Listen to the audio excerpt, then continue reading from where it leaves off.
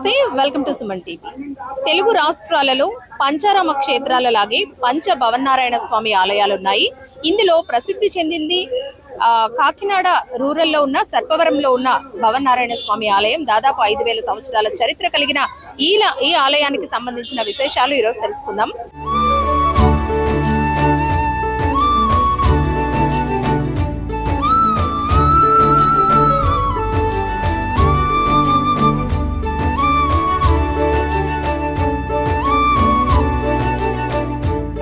ప్రస్తుతం మనతో ఆలయ ఈవో శ్రీనివాస్ గారు ఉన్నారు. మాఘ మాసం ఆదివారాలు అయితే విశిష్టంగా కార్యక్రమాలు జరుగుతూ ఉంటాయి.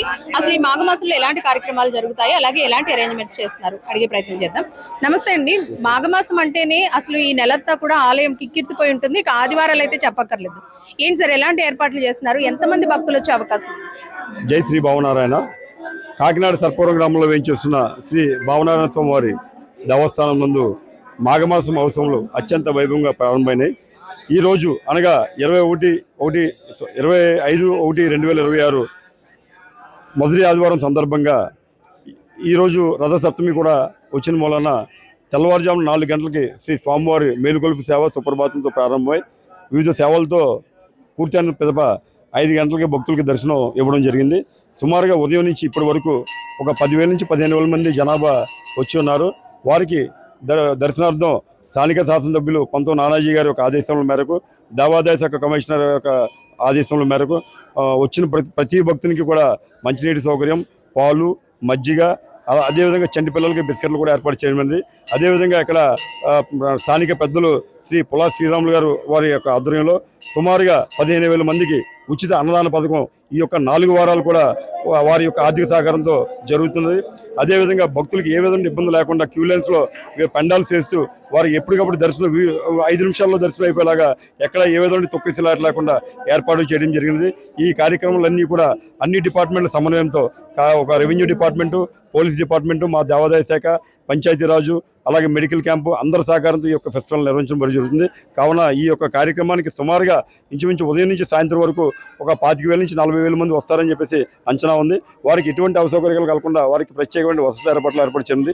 కావున 50 మంది భక్తులు విచ్చేసి శ్రీ స్వామివారిని దర్శించవలసింది కోరుచున్నాం. జై శ్రీ భావనారాయణ. అంటే ఈ మాఘమాసం మాత్రమేనా సార్, ప్రతి ఆదివారం కూడా ఇవే కార్యక్రమాలు కొనసాగుతూ ఉంటాయి? ఎందుకంటే ఆదివారాలే ఎక్కువ భావనారాయణ స్వామి ఆలయానికి భక్తుల రాక ఎక్కువగా ఉంటుంది. గతంలో ప్రతిరోజు కూడా మినిమము ఒక 500 మంది నుంచి 1000 మంది వచ్చేవారు. నేను బాధ్యతలు చేపట్టిన తర్వాత పాలక మండలి వచ్చిన కాడి నుంచి కూడా ప్రతిరోజు సుమారుగా మహారాష్ట్ర నుంచి మరాఠీసు చుట్టుపక్కల నుంచి రోజు సుమారుగా లేదంటే 1,500 నుంచి 2,000 మంది ప్రతి జనం వస్తున్నారు. మొన్న జరిగినటువంటి గోదాదేవి కళ్యాణం కానీ ఏకాదశి కార్యక్రమాలు కూడా అత్యంత వైభవంగా నిర్వహించడం జరిగింది. ఇక మీదట రేపు వచ్చేటువంటి చైత్రమాసం ఉగాది రోజున నిత్యాన్నదాన పథకం కూడా ప్రారంభించడం జరుగుతుంది. ఆదివారం ఇక నుంచి ప్రతి ఆదివారం కూడా 5,000 నుంచి 10,000 మంది వస్తున్నారని చెప్పేసి మా అంచనా. చూసారు కదండి, మాఘమాసంలో 4 ఆదివారాలు కూడా విశిష్ట కార్యక్రమాలు అయితే జరుగుతూ ఉంటాయి. ప్రధానంగా మాఘమాసము, అందులోనూ రథసప్తమి కావడంతో భక్తుల రాక అధికంగా ఉంది. అసలు ఈ ఆలయ స్థల పురాణం ఏంటి, ఏం చెబుతుంది? చాలా మంది చెప్పే కథనం ప్రకారం అయితే గనక 12 ప్రదక్షిణలు స్వామివారికి చేస్తే గనక అనుకున్నది నెరవేరుతుందంటూ చెబుతారు. 12 ఆదివారాలు 12 ప్రదక్షిణలు చేయాలని. అసలు స్థల పురాణం ఏం చెబుతుంది తెలుసుకునే ప్రయత్నం చేద్దాం. నమస్తే అండి. మాఘమాసమే కాదు, ప్రతి ఆదివారం కూడా భక్తులతో కిటకిటలాడుతూ ఉంటుంది ఈ ఆలయం. అసలు స్వామివారు ఏ విధంగా వెళ్తారు, ఇక్కడ ఎలాంటి కార్యక్రమాలు చేస్తారు? అష్టోత్తరశతం లోకే మమ క్షేత్రాని నారద తేషాం సర్పపురి క్షేత్రే యవమాత్రాధికం ఫలం భావనారాయణ శ్రీమాన్ ఆరూఢ పతగేశ్వర ఆవిర్భువనే నారదాయ మహాత్మనే అని సర్పవరం క్షేత్ర మహాత్మ్యం అండి. 108 నారాయణ క్షేత్రాల్లో దర్శనం చేసుకుంటే ఎంతటి ఫలితం లభ్యమవుతుందో అంతటికన్నా యవమాత్రాధికం ఫలం, ఆవగింజంత అధికమైన ఫలితం వస్తుంది ఈ క్షేత్రంలో. ఎందువల్లని అంటే శ్రీభావనారాయణ మహాపురుషాయ మహాత్మనే భావ సంకల్ప ప్రదాత గరుడ వాహనాయ నమో నమః అని స్వామివారి యొక్క మహాత్మ్యం.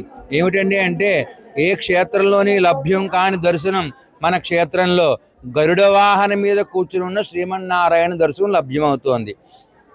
ఆరూఢ పదగేశ్వర ఇలాంటి విశేషమైన దర్శనం ఈ క్షేత్రానికి ఎలా లభ్యమైంది అంటే నారద మహాముని వారు ఈ క్షేత్రంలో తపస్సు చేశారండి. తపస్సు చేస్తే ఆ నారద మహాముని యొక్క భావంలో ఏ రూపమైతే ఉందో ఆ భావ రూపంగా దర్శనమిచ్చారు. నారద మహాముని యొక్క భావ రూపంలో ఏముందండి? గరుడ వాహనం మీద కూర్చున్న శ్రీమన్నారాయణ దర్శనం.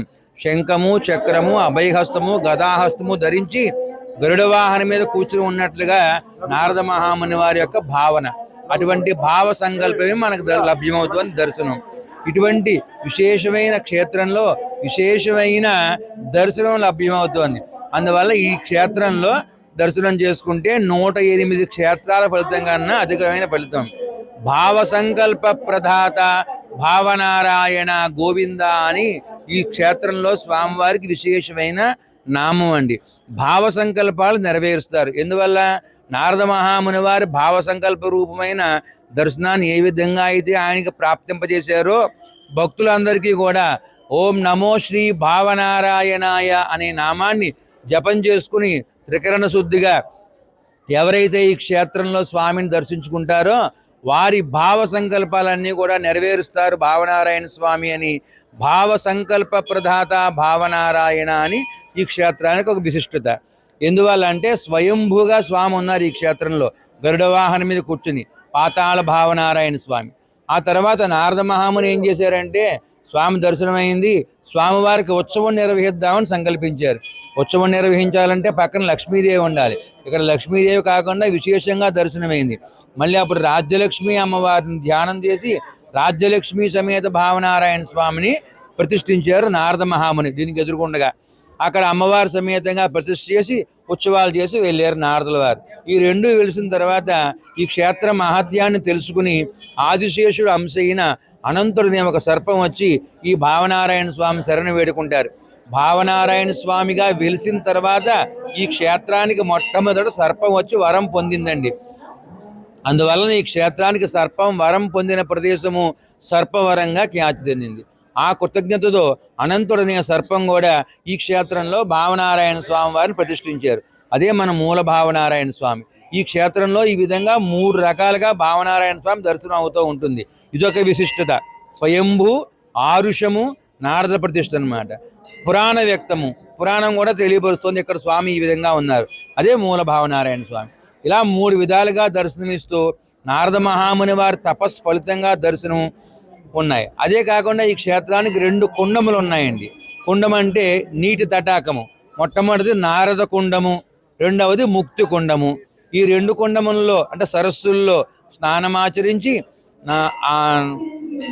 ముగ్గురుగా వేయించేసి ఉన్న ఈ 3 భావనారాయణ స్వామిని దర్శనం చేసుకుంటే విశేషమైన ఫలం వస్తుంది అని క్షేత్ర మహత్యం తెలియపరుస్తోంది. అదే కాకుండా నారద మహాముని వారికి దర్శనమిచ్చింది ఎప్పుడండి? మాఘమాసంలో భానువారం నాడు. అంటే ఇదే మాసం.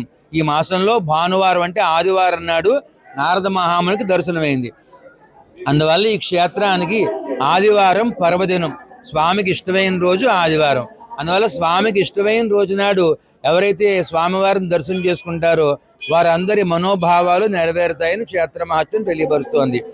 ఈ బయట అందరికీ కూడా మాఘమాసము, భానువారము, రథసప్తమి అంటే సూర్య భగవానుడికి ప్రీతి అని అందరికీ తెలుసు అనమాట. అందువల్ల ఆ సూర్య భగవానుడికి ప్రీతి అయిన రోజునాడు అదే రోజునాడు వెలిసిన ఈ భావనారాయణ స్వామి క్షేత్రంలోంచి పాలు పొంగించి ఆ పాల పొంగళ్ళన్నీ కూడా ఈ క్షేత్రం నుంచి సూర్య భగవానుడికి నివేదనం చేస్తే విశేషమైన అనుగ్రహం కలుగుతుందని అనేక మంది భక్తులందరూ కూడా చుట్టుపక్కల గ్రామాలందరూ వచ్చి ఈ క్షేత్రంలో ఆవు పిడికలతో పాలు పొంగించి పొంగలు తయారు చేసి పాల పొంగల్ని సూర్య భగవాన్ నివేదన చేస్తూ ఉంటారు. అందువల్ల ఈ క్షేత్రంలో భావనారాయణ స్వామికి ఆదివారం ఇష్టమైన రోజు. ఇలా మనకి 12 మాసములు 12 రాసులు అన్నమాట. జాతక గ్రహరీత్యా 12 రాసుల్లోనే ఉంటారు జనమంతా కూడా. 27 నక్షత్రాలు, 12 రాసులు. ఈ 12 రాసుల వారు కూడా 12 ప్రదక్షిణాలు స్వామివారికి, అంటే మొత్తం అన్నీ సరిపోతుందన్నమాట. 12 ఆదివారాలు నియమంగా ఎవరైతే భావనారాయణ స్వామి వారి చుట్టూ 12 ప్రదక్షిణాలు చేస్తారో వారి యొక్క మనోభావాలు త్వరితగతిని శుభప్రదంగా నెరవేరుతాయని క్షేత్ర మహత్యం తెలియపరుస్తోంది. అందులో స్వామివారికి గోధుమ రవ్వ ప్రసాదం అంటే ప్రీతి.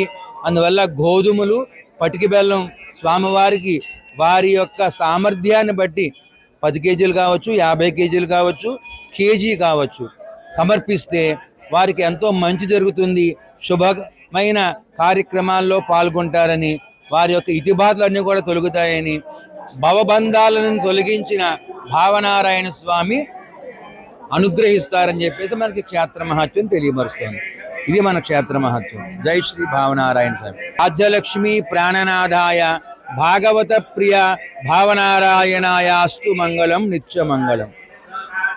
చూసారు కదండి, భవబంధాల నుంచి విముక్తిని ప్రసాదించే భావనారాయణ స్వామిని 12 ఆదివారాలు 12 ప్రదక్షిణలు చేస్తే స్వామివారి అనుగ్రహం పొందవచ్చు అంటూ కూడా చెబుతూ ఉన్నారు. ఈ ఆలయానికి ఎంతో విశిష్టత ఉంది. స్వామివారి జన్మ నక్షత్రం సూర్య భగవానుడి జన్మ నక్షత్రం ఒకటే కావడంతో రథసప్తమి రోజు ఈ ఆలయం నుంచి పొంగళ్ళు వండి స్వామివారికి సమర్పిస్తే విశేష ఫలితాలు ఉంటాయంటూ కూడా చెబుతూ ఉంటారు. ఈ ఆలయంలో కూడా ఆ పొంగళ్ళ నివేదన కార్యక్రమం జరుగుతూ ఉంటుంది. చూసొద్దాం రండి.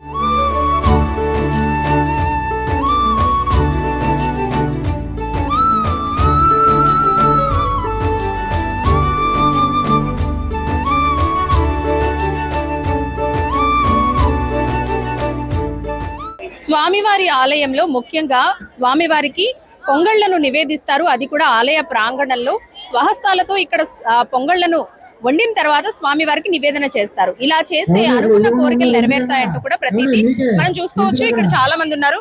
ఎప్పుడొచ్చారండి? మార్నింగ్ 9:30 వచ్చాం మేడం.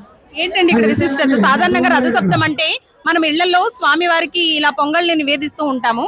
ఇక్కడ ఆలయానికి వచ్చి చేస్తే చాలా స్వచ్ఛతైన దేవుడు సూర్యభగవాన్ స్వామి. ప్రతి ఇయర్ మేము పొద్దున్న వచ్చేసి ఇక్కడ పాలు పొంగించుకుని నైవేద్యం దండం పెట్టుకుని అనుకున్న కోరికలన్నీ నెరవేరుస్తాయి. చాలా స్వచ్ఛమైన దేవుడు. ప్రతి సంవత్సరం ఏ రోజు మిస్ అవ్వకుండా కంపల్సరీ వచ్చి ఇక్కడే పొంగించుకుని ఆయన దర్శనం చేసుకుని ప్రసాదం తీసుకుని చక్కగా ఇంటికి పిల్లలతో కుటుంబం అంతా క్షేమంగా వస్తామండి. ఎన్నాళ్ళ నుంచి వస్తున్నారండి? గత 10 సంవత్సరాల మట్టి నుంచి వస్తున్నాం మేడం. 10 సంవత్సరాల మట్టి నుంచి అండి. ఏంటండి ఇక్కడ విశిష్టత? అంటే చాలా మంది ఇక్కడ స్వామివారికి పొంగళ్ళు నివేదిస్తూ ఉన్నారు.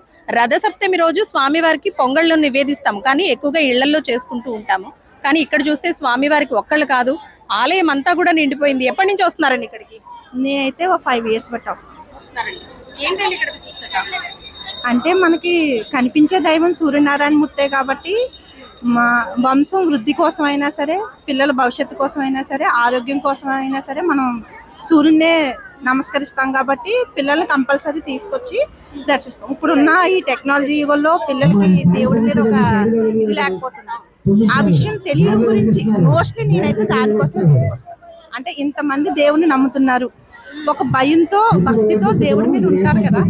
రేపొద్దున మన కెరియర్లో ఏదైనా సాధించాలన్నా సరే, పేరెంట్స్ అన్న భయభక్తులు ఉన్నానన్నా సరే దేవుడు ఉన్నాడని నమ్మాలి. కంపల్సరీ నమ్మితేనే అన్నీ సాధ్యమవుతాయి. వాళ్ళు కష్టపడుతూనే దేవుడిని నమ్మాలి. అది నేను నమ్ముతాను కాబట్టి మా పిల్లలు కంపల్సరీ తీసుకొచ్చి చేయిస్తాను. నేను ఒక 5 years బట్టి వస్తాను. అమ్మ ఏంటిది అంటే రేగిపళ్ళుని ఇలా మొలకెత్తిన పెసలు ఇవన్నీ ఎందుకు వేస్తున్నారమ్మా ఇలాగా? అంటే పిల్లలు పుట్టలేని వాళ్ళు పిల్లలు పుట్టాలని మొక్కుకుంటారండి. వచ్చి పుడితే ఇలా ఎగరేస్తామని మొక్కుకుంటారు. అంటే పుట్టిన తర్వాత అనుకుని ఎగరేస్తారండి. మామూలుగా ముందు అనుకున్నప్పుడు ఎగరేస్తారా, తర్వాత పుట్టిన తర్వాత పుట్టిన తర్వాత ఎగరేస్తారండి. ఎప్పటి నుంచి వస్తారమ్మా ఈ టెంపుల్కి? నేను ఈ సంవత్సరం అండి, అంటే మా బాబుకి ఉద్యోగం రావాలని నేను అనుకున్నాను. మా బాబుకి వచ్చిందని నేను ఈ సంవత్సరం వేస్తున్నానండి. అంటే మనం అనుకున్న కోరికలు నెరవేరిన తర్వాత ఇలా వేస్తారు. నేను నిరుడు వచ్చానండి. వచ్చి ఇవన్నీ చూసి దేవుడికి దండం పెట్టుకున్నాను. మా అబ్బాయి బీటెక్ ఫైనల్ ఇయర్ అండి. క్యాంపస్ సెలక్షన్లు అవుతున్నాయి. నా కొడుక్కి వాడు అనుకున్న జాబ్ రావాలని నేను అనుకున్నాను. అది వచ్చింది జాబ్, వాడు అనుకున్నట్టుగానే వచ్చింది. ఈ సంవత్సరం వచ్చి ఎగరేస్తున్నాను. సంవత్సరం ట్రైనింగ్ లో ఉన్నాడు. ఇప్పుడు ఏమేమి వేస్తారమ్మా అందులో? ఇవి పెసలు 3 రోజుల ముందు నానబెట్టేసండి. పెసలు మొలకొచ్చాక చెరుకు ముక్కలు, మళ్ళీనేమో చిలకడ దుంప ముక్కలు, రేకాయలు, గుమ్మడికాయ, అరటిపళ్ళు అత్తలు ఇవన్నీ వేస్తారండి. చెరుకుగడ. అంటే మీరు ఎగరేసినప్పుడు ఎవరైనా పట్టుకోవాలి? వీళ్ళు వచ్చి పట్టుకున్నారు. పిల్లలు పుట్టలేని వాళ్ళు పిల్లల కోసం అది వచ్చి పట్టుకుంటే వాళ్ళకి వేయాలి.